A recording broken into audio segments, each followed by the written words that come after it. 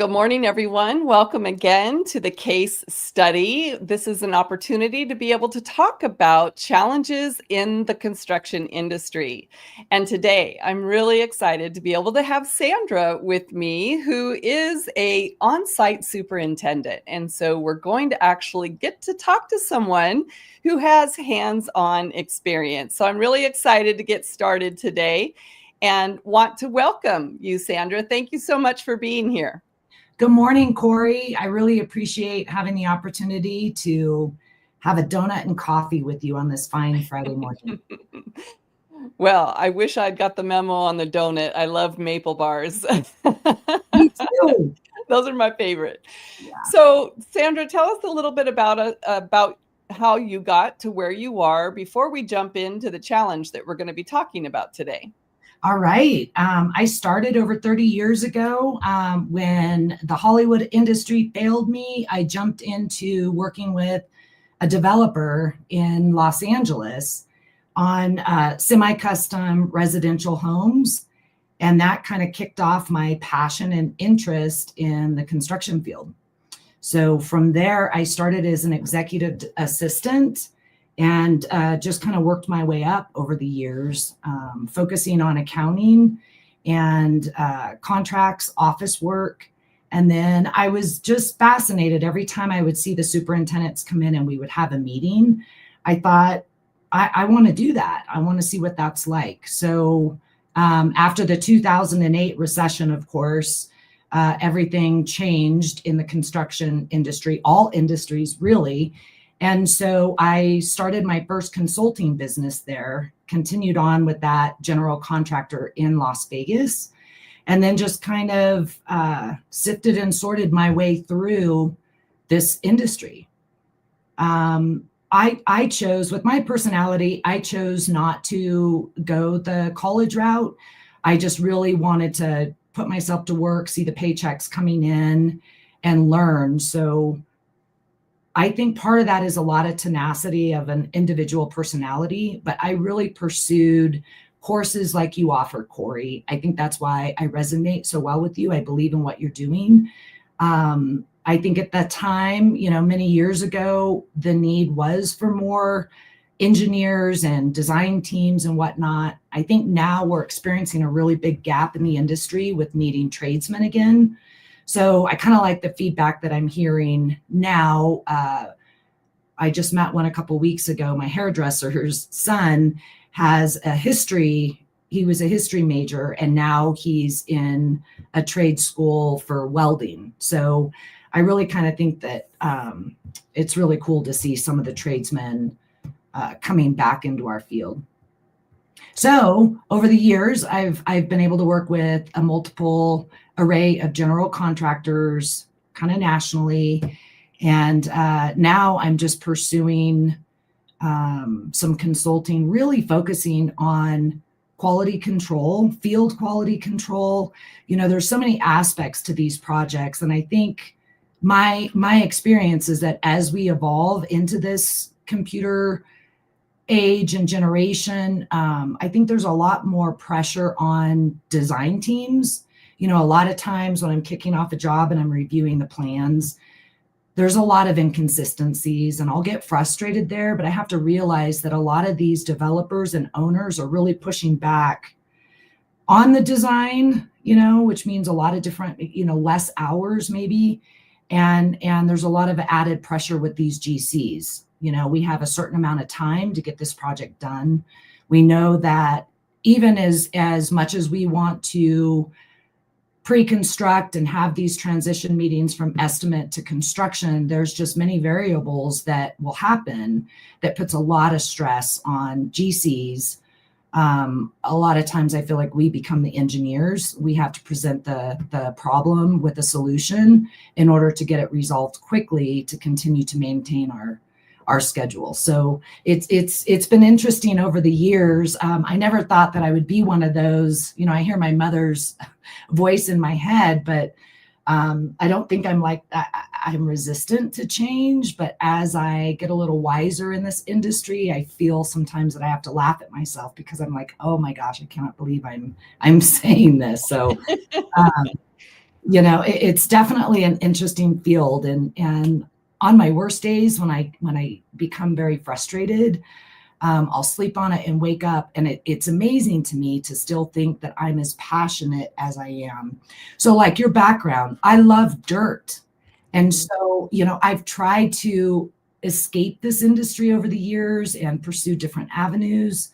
I'm an eclectic personality, so I have an array of different likes. And the minute I see dirt like that, I'm instantly in again. I am so fascinated by taking, a piece of dirt, especially when it has lots of rocks on it and they get to use dynamite, to just imagine what evolves out of that.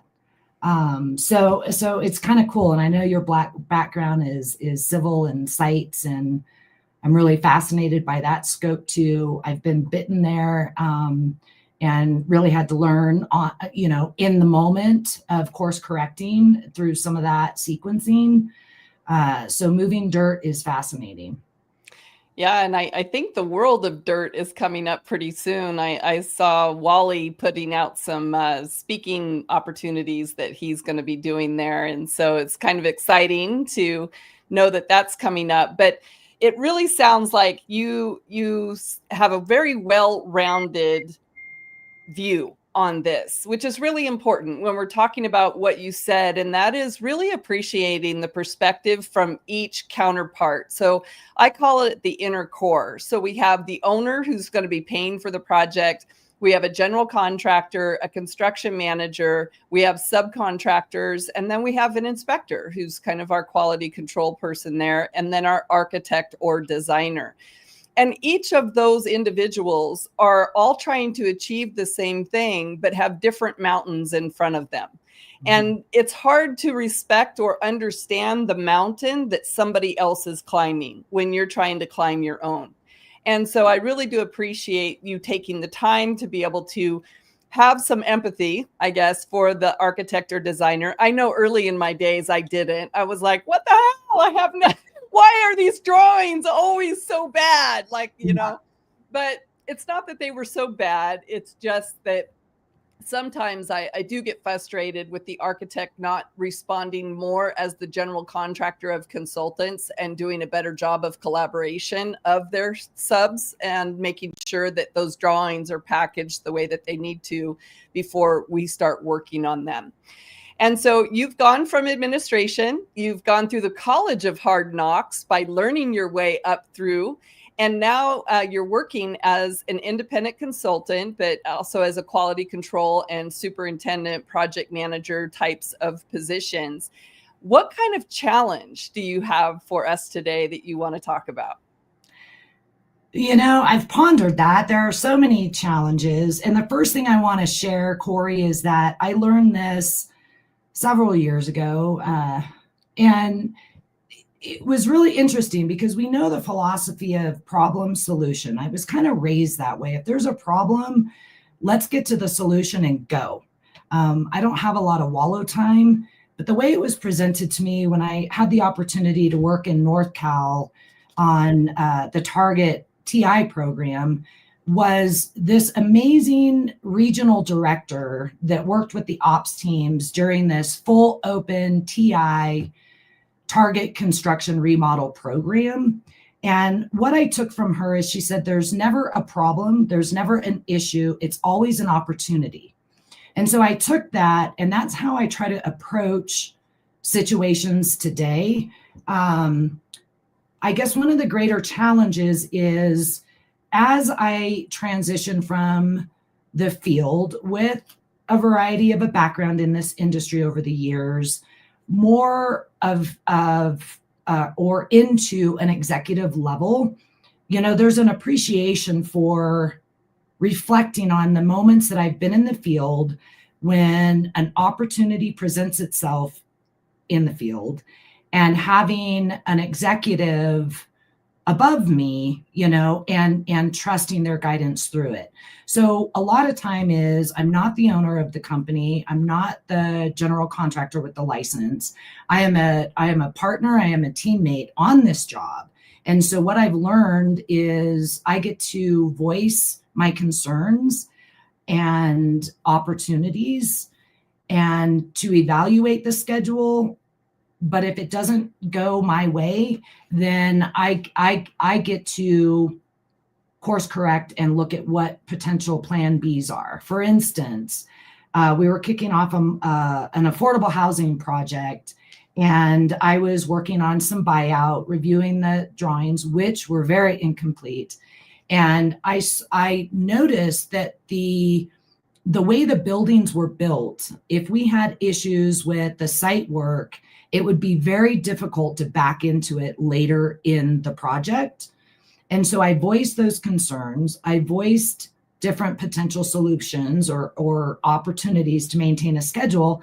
And it wasn't, and it didn't really go anywhere. So the moral of that story was it ended up costing the GC quite a bit of money to get another earthwork contractor on site to fix all of those. That coincides with the challenge of myself being very active in maybe the estimating and transition to pre-construction to construction. And when you work with a company long enough, you have certain preferred subs. Well, as GCs grow, you're not always guaranteed your sub base. And there are different challenges when you're trying to work with a new sub that you haven't worked with before. You don't know their performance, you don't know their manpower. And I've found that that's become more of a challenge too over the years. This particular storm drain situation I was talking about, I didn't get to make the final decision on that buyout to get the sub that I wanted, that I had a history with, that came in a little higher. But again, the accountant in me looks at all the debits and credits, and I know enough about budgeting that sometimes if I opt to go with the more expensive sub, I'm going to have less likely issues later down the line. What I have found in several situations over the years is that when we go through buyout with the lower sub, we always end up paying more, and our budget suffers at the end because we bring in that master trades crew to come in and bail us out.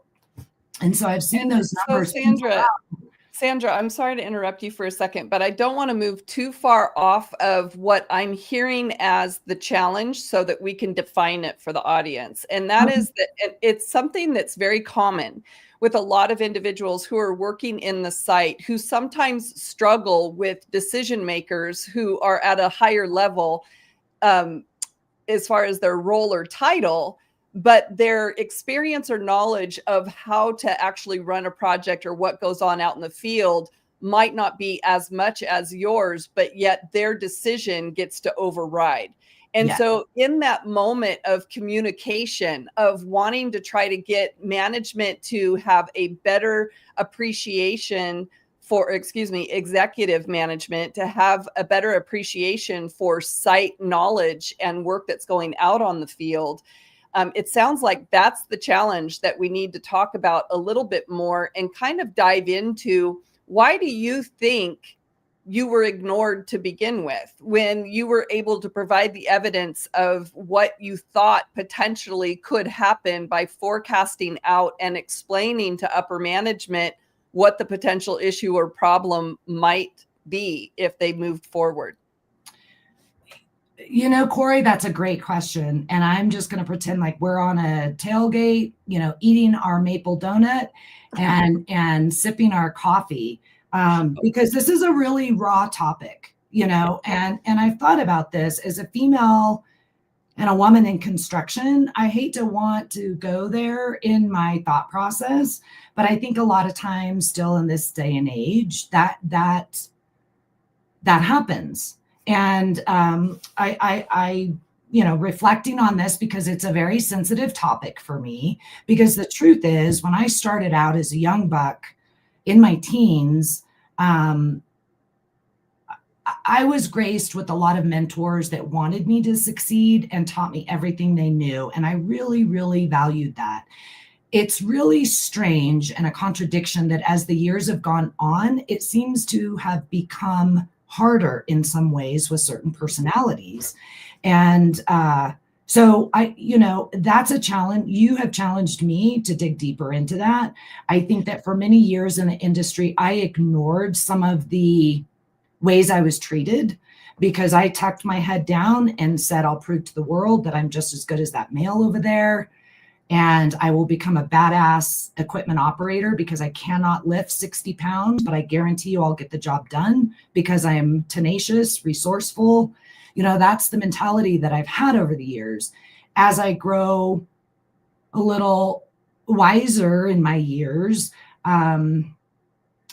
it's a challenging question. Looking back at a few situations like that where I have voiced some concerns, I've had maybe some facts within the drawings or within the specifications that I could present. I had to just rise above that situation and let the cards play out as it was, and bite my tongue years later not to say I told you so. And that's just so I would ask you, I'm not really sure what else could be done. Well, what I do want to clarify, because I don't want to dismiss what you're explaining, because it truly happens. And to be honest with you, I do feel that it happens almost worse or more for women who are seasoned, because they are going to be challenged on their level of experience when they're in those positions. But I also want to recognize that there are a lot of young men who are in the same situation and actually feel the same thing as well, because their youth or their view of potential lack of experience is also resembled the same way as possibly a woman not having that same authority when she goes on to a job site. So I know that it feels personal to us in the moment because we are women, and that there definitely is a resistance that can rear its head during that time. But what we're talking about is the ability to be able to go above that and surpass that, which also is going to be a valuable contribution and conversation for young men to appreciate, because there's a lot of young men who have worked their way through the ranks as well.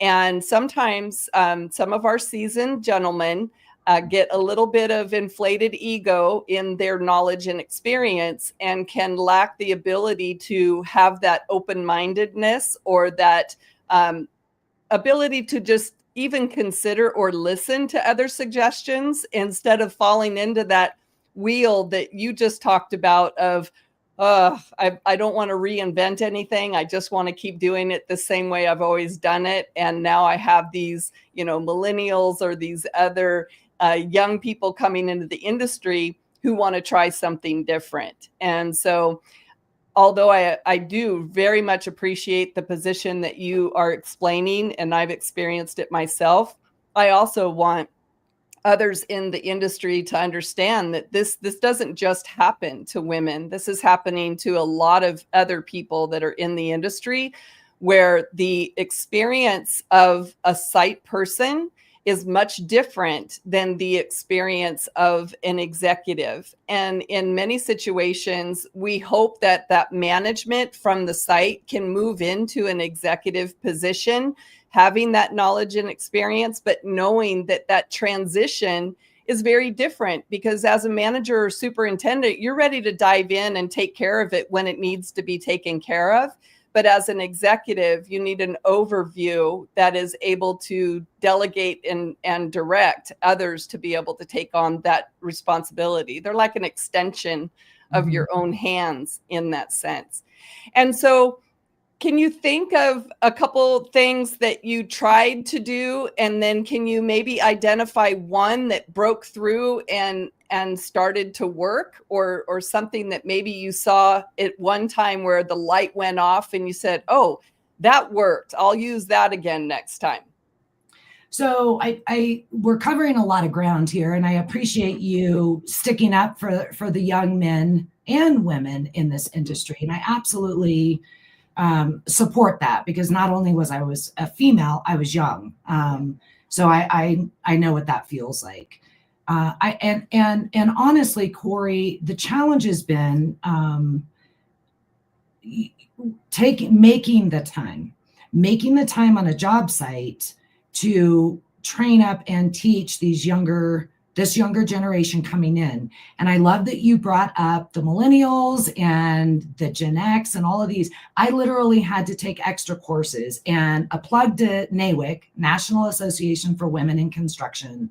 I was able to participate in quite a few of those discussions and at a convention. It's very important because the way that traditional, which is an old school, maybe general superintendent on a site, the way he functions to the millennial, it is a huge difference. And I have spent countless hours trying to figure out, how am I going to present this information to this person, so we all can come together as a team. And that's one of the most important, items on a job site is teamwork. It's communication, creating an environment where these younger, inexperienced people feel safe and comfortable to ask questions. I personally have always been a curious personality. I was the little tiny kid that said, why? How does that work? Why? Show me. I need to put my hands on it. That's how I learn. I never want to be too busy to not give that newer person in the industry the space they need to learn. Because as you know, and this comes down to like the general contractor testing out, right? All of this information that's more law and code versus the technicality and reality of how it's installed in the field is a very different dynamic. So being able to teach these really intelligent young people coming out of college or interning, taking their book testing sense to actually allowing them a space to put their hands on it requires time. And what I've found is sometimes with grumpy old superintendents, which I might be becoming one of them now, it takes a dedication to being able to build that person up. So again, it all evolves into maintaining the schedule, all of these things. But I appreciate you pointing that out. It is very important for us to become the mentors and leaders in a field, in an office, wherever it takes to be able to mentor the younger generation coming up. When I see them come on site, I'm ecstatic because I know I'm going to get to learn from them more of their computer skills. And I am more than happy to teach them some realistic scenarios out in a field. Well, I think one of the biggest issues is thinking that because somebody is knowledgeable in construction, that they no longer require the type of training that they need in order to be able to engage with new people coming into the industry. Because sometimes it's not just young millennials or Gen X, it's individuals who are doing a career transition. And so their lack of physical construction experience might be lacking. And so recognizing that in your own reflection, why does the question why irritate you when somebody's asking it? Why are you becoming defensive when that person is asking you, why are you doing it that way? Instead of recognizing that they're asking from a knowledge standpoint because they're eager and curious to learn. And I think that it comes, from so much training as adults and growing up as children, that our questions of why irritated our parents, and our parents said, because I said so, just do it. And now that we're out there, framing up a door and putting king studs next to each other, and the student asks why, and they feel like they're questioning how you're doing it. But being able to be a mentor means being able to understand the mind of someone who's being curious and trying to understand how they perform. Not everyone can observe, watch, and then do. A lot of people want to have the evidence and the foundation for understanding why to move forward with something. So a very important communication aspect that you're discussing right now. Yes, and I think there's two sides to that coin. In one regard, it's teaching the new coming up. So me being presented with the why, the how, I don't understand. Will you show me? And that I personally love that. I embrace that and love that. And I'll stay 2 extra hours in a day in that job trailer by myself just to be able to support this person. When I put it into the context of myself asking the why with some of these, maybe the upper executive team, I think upon reflection, I've learned not to ask better questions, but maybe to present it in a different way. So I personally am still pondering all of that. But I think overall, it is really important to have an environment that encourages curiosity and answering questions. I know every morning I wake up, I seek the humility in all of it. I want to learn. I don't ever want to think that I know it all, because that's just not the truth. And so if I've been in this industry for 30 years and I want to ask a question because maybe I don't have, the extent of that particular scope, and I'm curious, I want to know how that steel beam goes in. I've built a whole theater. I've had a whole steel package. It's been many years that I've done that. I want to know a little bit more about that steel package, not just processing the documentation.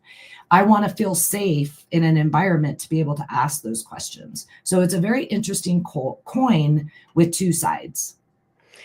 And so when you've been in those boardrooms and those rooms with the executives, what have you seen works best in trying to have them appreciate your point of view when you're trying to move an issue forward? So looking back on a situation, it's, hey team, I was taking a look at this. And when I look at the plans, I see it's kind of a horseshoe building. And I know that we have the green light. We're in full swing of the schedule.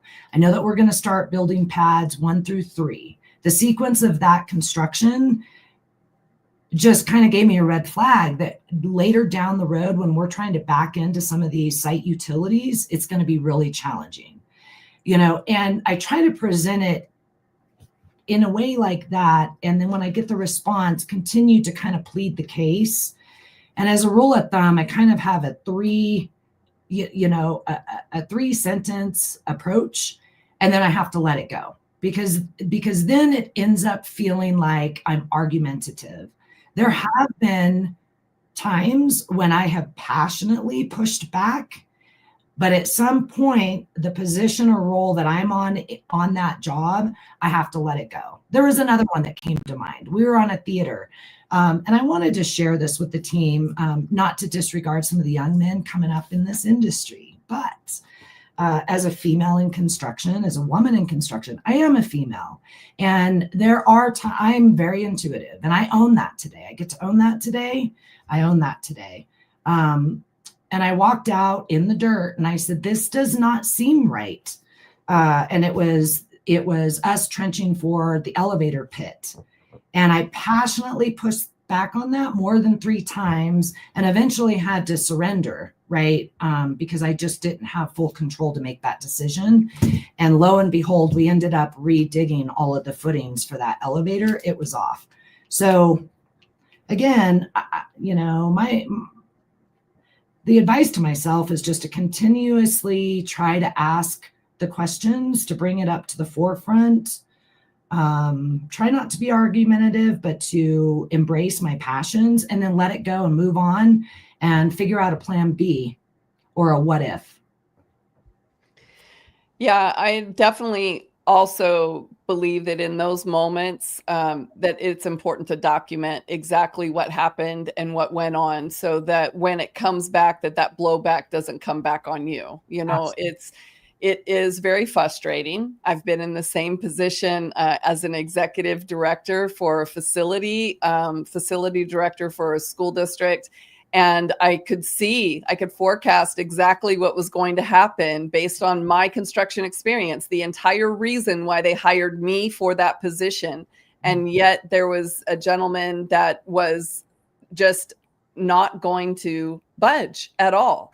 And so you start moving forward in a place that doesn't feel good, and that energy is going to slough off onto other people.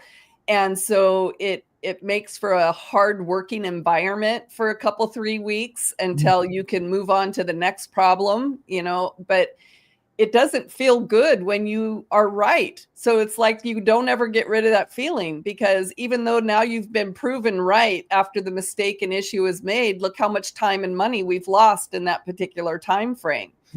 And I just think it's really important for us to recognize that there's a difference between being able to tell someone about your previous experience and your knowledge and providing evidence to them of what you potentially forecast, than the place of having to do it a certain way in order to get the results that you want. I think that sometimes seasoned people have a tendency to believe that it has to be done their way in order for it to get done the way that they think they want it done, and that there are many ways to doing the same thing.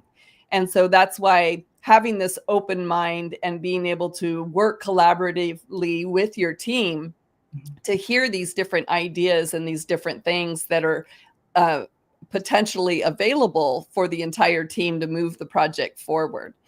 And so, Sandra, I'm just going to take a short little break here just to say that we're right here at the 30-minute mark. And so if anybody would like to ask any questions, to make sure to put those in the comments so that I have them there to be able to ask Sandra if you have any specific questions for her.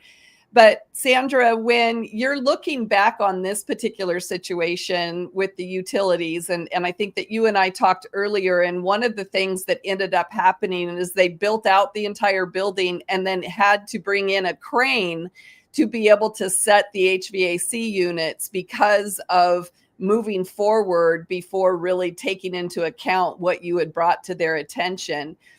How would you do it today? Now that you've gone through that experience, and now that you're looking back and you've identified and reflected on the potential issues and problems of the moment, what do you think that you would have done differently today to avoid this from happening?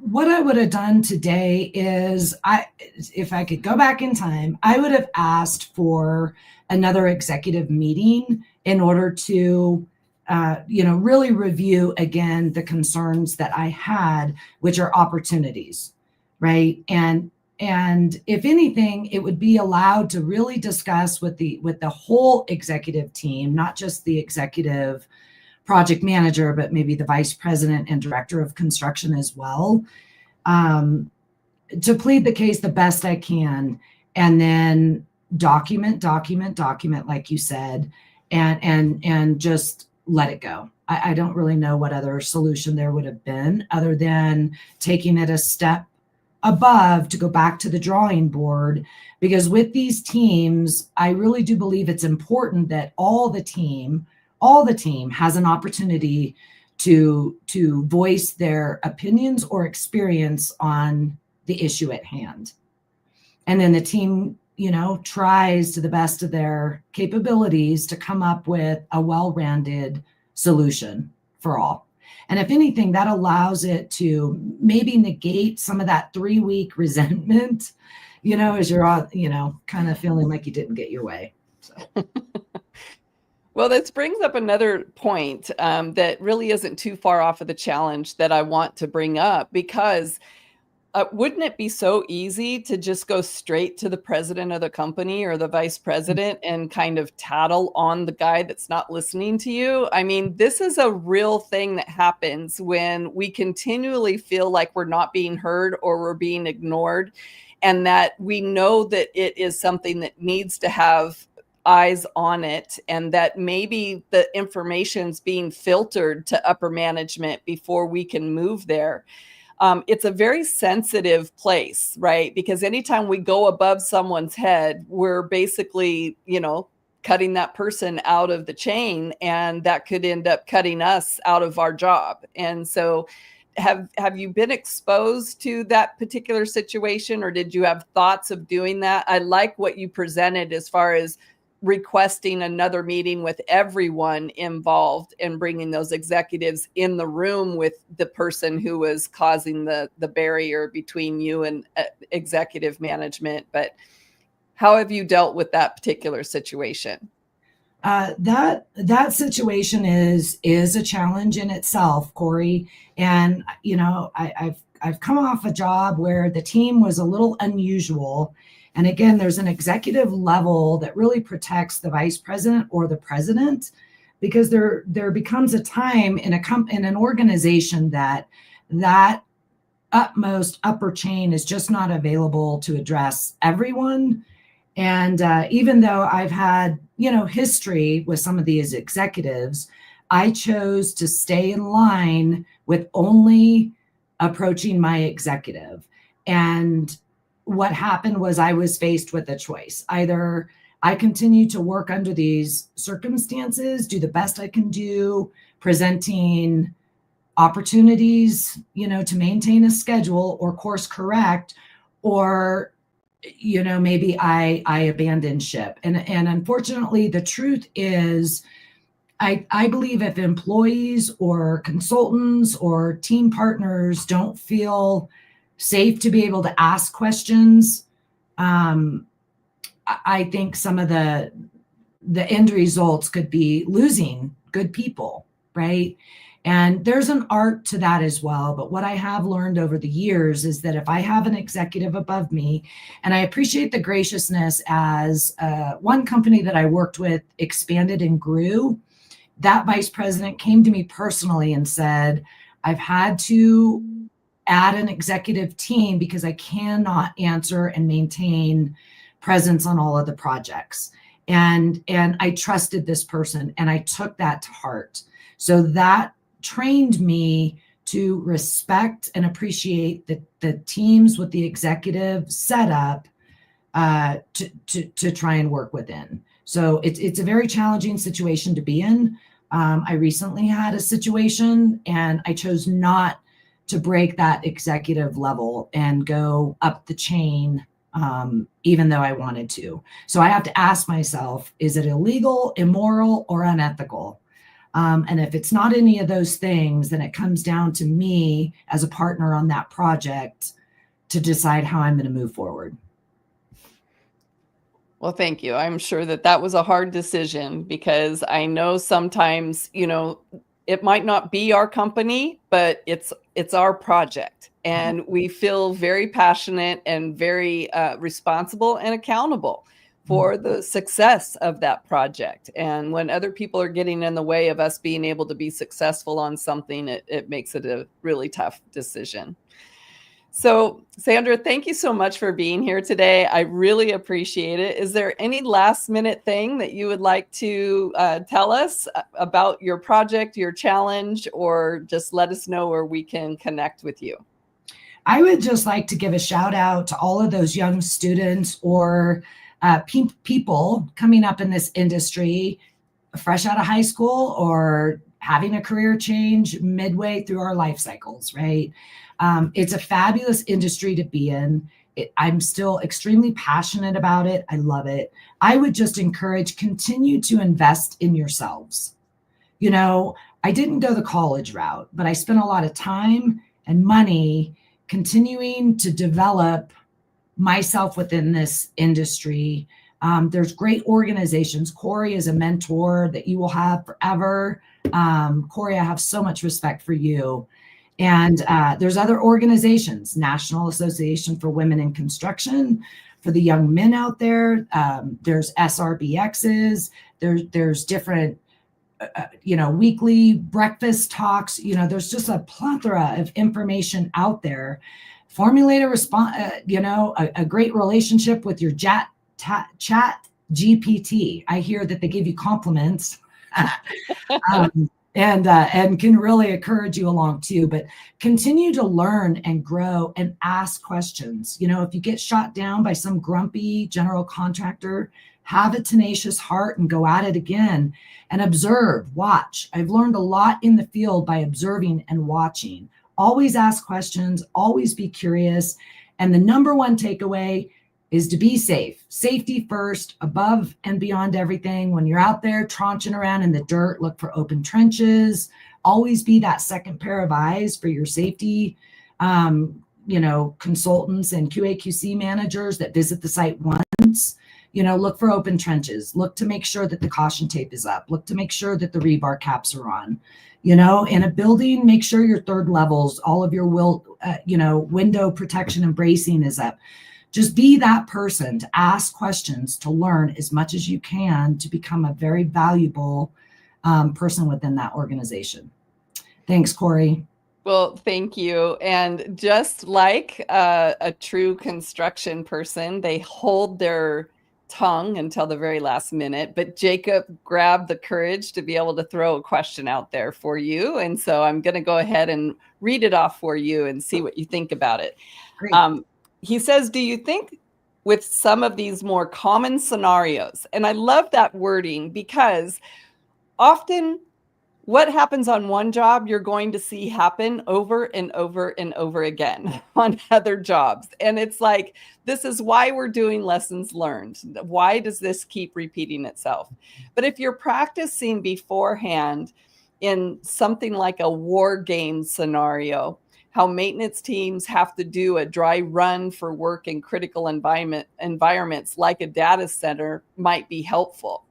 Have you ever practiced having a war room on one of your job sites and kind of scenario playing out what could happen in that forecasting? That's really interesting, Jacob. Thank you for that perspective. I go to battle every day. Every day I'm in a war room. But I like the way you mentioned that, because there brings a little bit of creativity and funness to that as we're trying to walk through the what ifs. Again, because I have more of an accountant background in mind, I'm always looking at debits and credits, the what ifs. What if our steel package gets stuck in the tariff situation? So Jacob, thank you for that. That's a really good thing for me to ponder and maybe practice on my team next week. What if we don't have the controls, all of the MEP controls in place when the BMS guy shows up and we try and fire up all of our equipment? Like, what does that look like? Who's going to be behind that bale of hay with their shotgun, shooting at us? It's a very interesting perspective. I really, really appreciate that, Jacob.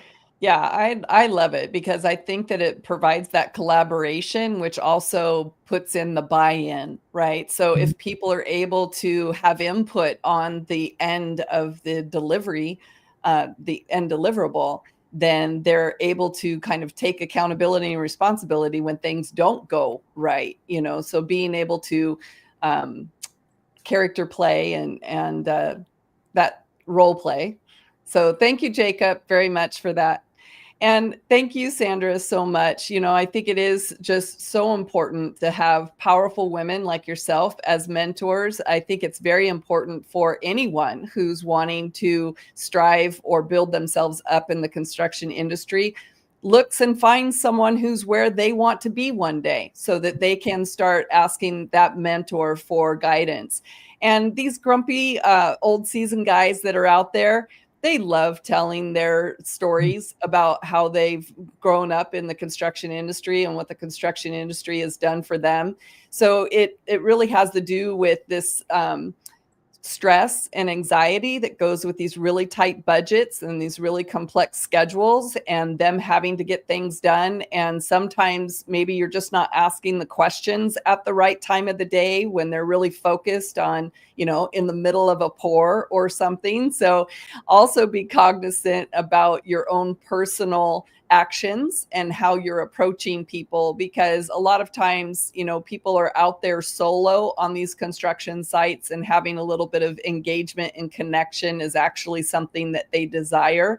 And so those grumpy guys have a big heart, and often it's a very soft, loving heart. So with that, I just want... That was great advice, Corey. Look for the right timing. Yeah, timing, for sure, timing.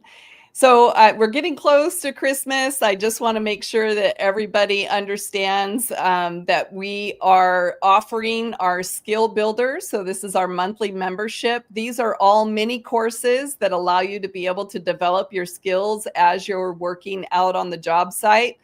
But I also want to tell you about the launch of CM Sally and CM Charlie. So both of these books are career directional books that are story books that tell the story of how each of these individuals worked up through the construction industry. On the end of the book, it provides all of the different occupations and career opportunities in the construction industry. And then it shows you step by step how to achieve that. And so it's a great Christmas present. So I hope everyone takes a look at it and gives it to your favorite niece or nephew, daughter or son. Everybody have a really great week, and we'll see you next Friday for our last case study before the holidays. Happy holidays, everyone. Thanks again, Corey. You're welcome.